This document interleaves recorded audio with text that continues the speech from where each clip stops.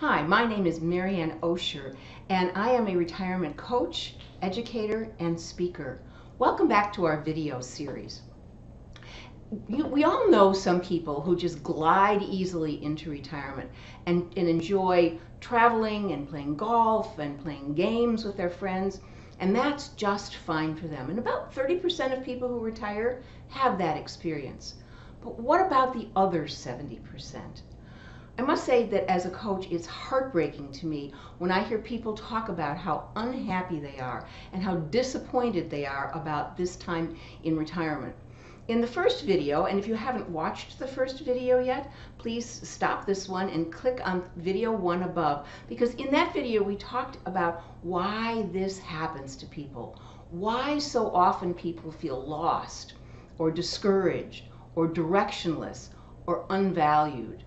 And so I want you to hear about that first, because the question often is, how long is this time of uncertainty, of confusion? How long does it last? Well, research says typically you go through that unsettling time for anywhere between 6 months and 2 years. But it's different for everybody. Jane Pauley, the journalist, TV journalist and anchor and author of a book called Your Life is Calling, as she talked about her journey through that time of confusion, which she said is like groping in the dark, she said for her it took 4 years. So recognize that whether it's 6 months or 4 years or 5 years, that time of uncomfort does end. And today we are going to talk about what it can look like after you've moved through that time of confusion, that time of unsettlement, that time of uncomfortness into the next phase of your life. You know, I know some of you are skeptical that you'll ever get there, or that you'll ever be able to have the kind of life that you really wanted. I know you see other people, if you haven't retired yet, you see other people in pain. Or maybe you're there yourself. Maybe you're in that struggle right now. And so it's hard to see how it could be different, but you don't have to stay in that struggle. You know, Rich is a really good example of that. I've seen he is somebody who moved from definite pain into a great place in his life. I met Rich at a cocktail party, and he was doing what so many people do, hanging on to his past. And I saw that because he introduced himself by telling me what he used to do. And as we started working together, it became very clear that Rich was stuck in the transition that we talked about in video 1. He was depressed. He had difficulty getting up in the morning. And when he did finally get up, he said it took him until 2 or 3 in the afternoon to even do anything. And then at the end of the day, he felt empty. He was suffering. So what we started to do was explore, first of all, his attitudes about retirement.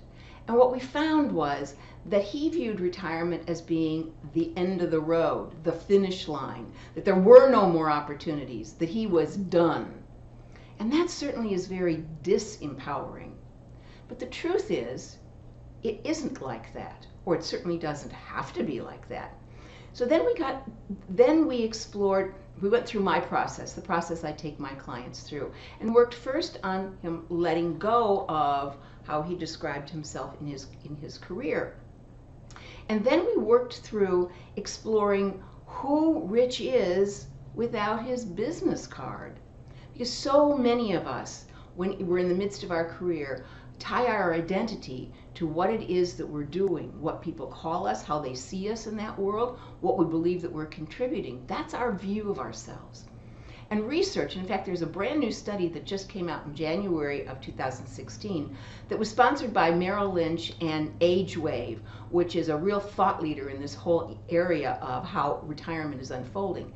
And one of the things that they found in that study was that people, as they define themselves in retirement, now define themselves more in terms of what their current interests are, what they enjoy doing, how they're filling their time. And so they have to be comfortable with that definition. And so Rich and I worked through how he wanted to see himself in retirement.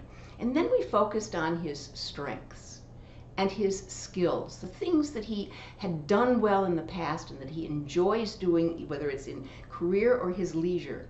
And we talked about what really mattered to him. What things in his past did he, when he did them, felt at the end of the day that was important. That made me feel good. It was fulfilling. And then we explored how we could use all of this information. And what happened with Rich is how we moved through this process. That picture that he couldn't see in the beginning began to emerge. And it was a time for him of very much introspection. And that introspection led him to begin to focus on who Rich is now and what it is that he can contribute.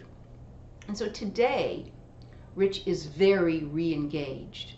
Remember in the first video I talked about the study that was actually done by AgeWave in the beginning that identified that now there are 4 phases to retirement.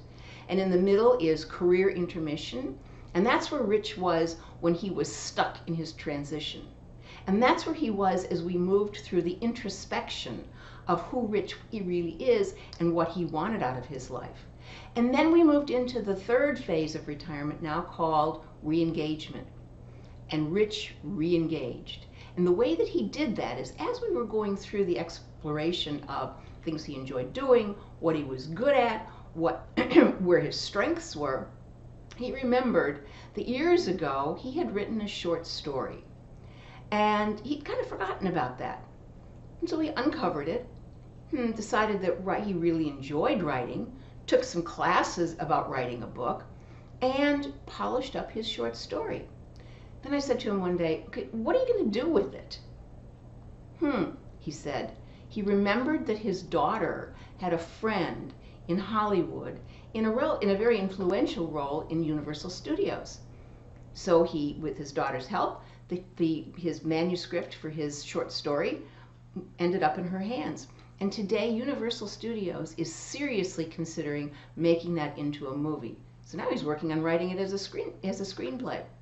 And in the process, Rich also said, you know, I always thought about writing my memoirs, but who really cares? And as we explored that, he realized that he'd had some very valuable life experiences that were, in addition to being interesting for his children and grandchildren to be able to read, were life lessons that were important to other people. Today, Rich is almost finished with that book.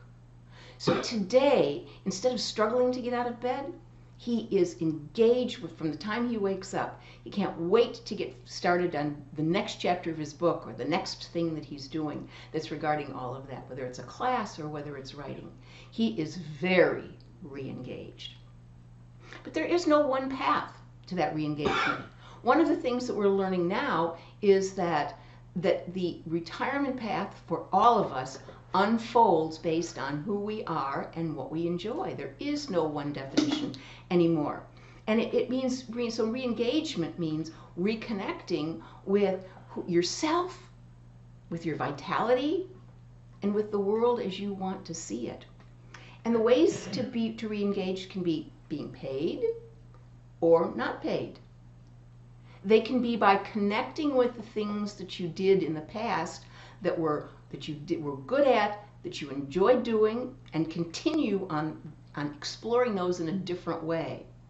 Or it can be doing something entirely different, a big new adventure, something way out of the scope of what you had done before. And I'm an example of that. My story is, I had a 40-year career in corporate America, mostly in marketing and market research. And when just as I was getting ready to retire, I said, you know, I had retired once and not successfully, as I told you in video 1. So what was I going to do the second time? And as I explored that, I said, you know, I really want to help people have the kind of a relationship that my husband and I have, because we have a wonderful relationship. And so that led me down the path of exploring relationship coaching and ultimately retirement coaching. And I must tell you, so it's totally different than anything I'd ever done before. And today I have to tell you that the work I'm doing now is an absolute labor of love. I absolutely love everything I'm doing. And am I working the way I used to work in my corporate job? No way, not anything like that. So it's something I'm enjoying doing. There's more time for my family and for leisure activities.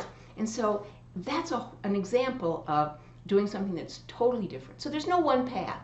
You can continue doing what you already know, or you can be open to exploring new skills, new interests, new activities. Now, some of you I know are looking at retirement. You're looking forward, you're looking ahead at retirement. I can't say forward because I do know that many of you have concerns about what's retirement going to be. And I know some of you just plain enjoy working. You enjoy what you're doing, and you're not so sure you want to stop it. Bert is that kind of a guy. Bert was a very successful entrepreneur, and he loved what he did, but he was conflicted. He said to me, you know, I just can't imagine myself not doing this because I love it so much. He said, but I don't want to miss retirement. He said, I'm finding myself now, a lot of my friends are retired, and so they'll call up in the morning and say, let's go out on the boat today. And I've got a list of clients that I need to see, and I don't have the flexibility of doing that. And I don't like it. I don't want to miss this. So we started exploring, and he, in the beginning, couldn't imagine himself working part-time at what he's currently doing. He saw it as an all-or-nothing game, that in the business that he was in, you're either engaged or you're out. And in part way didn't seem to matter. But once we explored ways that he might be able to have more freedom so that he had the ability to go out on the boat when his friends called that morning, he began to see that there was a way that he could still keep his foot and fingers in what he was enjoying doing and yet have the freedom to have more leisure and more flexibility and more freedom in his life. And so then we started to explore the things that he was afraid of about retirement. And it turned out one of the other things that was holding him back is that he had a big passion for charitable giving in one of the third world countries. And he and his wife had spent a lot of time helping that mission. And he was concerned that the person that was in charge of it was going to suck him into it. And as much as he loved doing it, and as much as he wanted to continue doing it, he didn't want that to consume his whole life. So we talked about how he could set boundaries so that he could still participate, but to the extent that he wanted to. And we figured out ways that he could see how he could do that. And then the core for him was when we started to look at what it was that he really loved about his career. What was it that he didn't want to give up? Didn't take him long to be able to name it. And once he did, we started to look at how could he take that item and apply it in a new way, in new avenues, in new interests. And pretty soon he figured out how he could do that. So today, Bert is living what he says the best of both worlds. He's put into motion the ability to keep his hands and keep involved in what he loved doing, and he has the flexibility and freedom to do some of those things that he wanted to do in retirement. So you've heard about Rich, who moved from the transition where he was depressed and couldn't move forward into having a very full, engaged, enthusiastic life.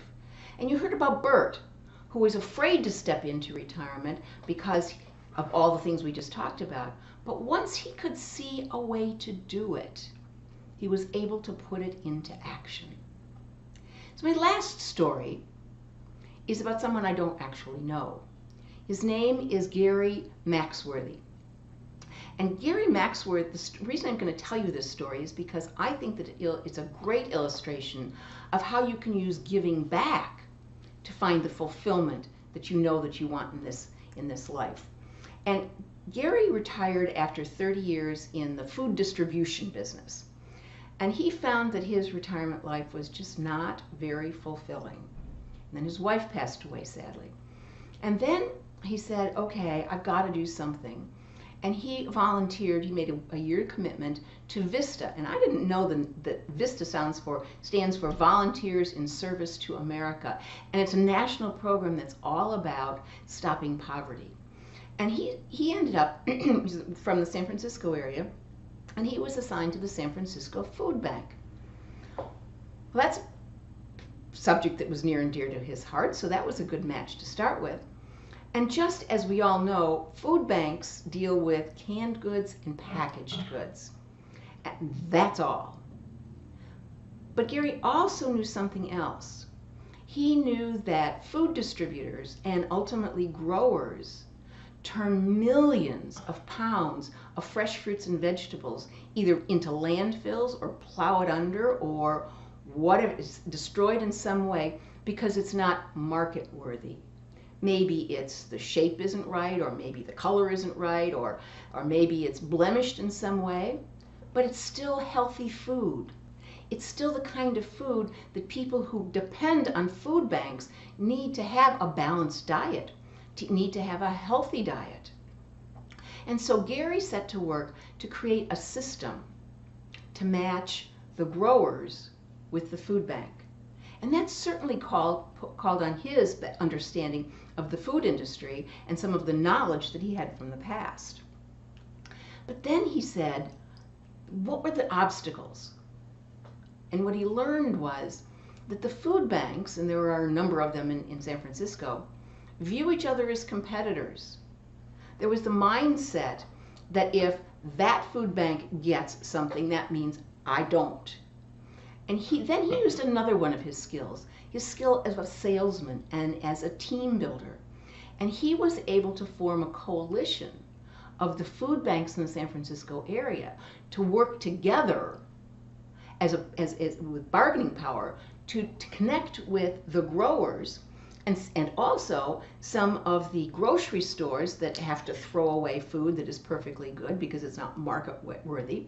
And in that case, the food bank was able to buy from the food stores at a very discounted price.